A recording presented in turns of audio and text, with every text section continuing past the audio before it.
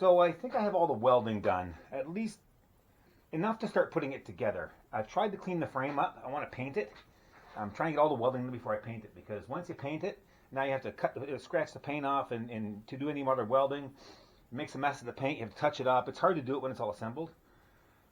So I'm trying to get the paint off now, which is a real pain. Here what I'm using a 4.5 inch grinder with a polishing wheel on it. This is actually pretty good for taking paint off, but they don't last very well. I think I burned through 3 of these things trying to get it to happen. These flap wheels, they work okay. They're a little bit aggressive. I only want to take the paint off. I don't really want to remove any metal. But the problem with both of these is they don't get into the corners very well, or they don't get into these tiny spots. So I also have this. It's an electric die grinder. This is a pretty good tool. It spins really fast. It's very noisy.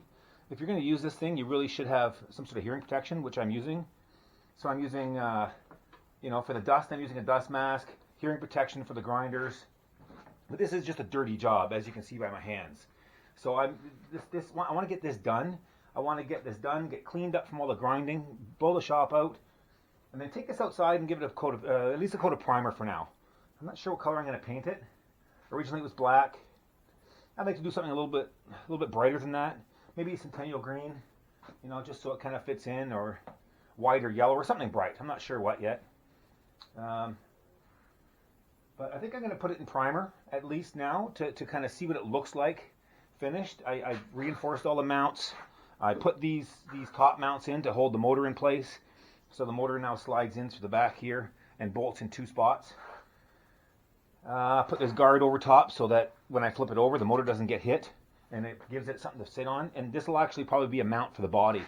When the body goes over top, it'll probably have that curve to it somehow.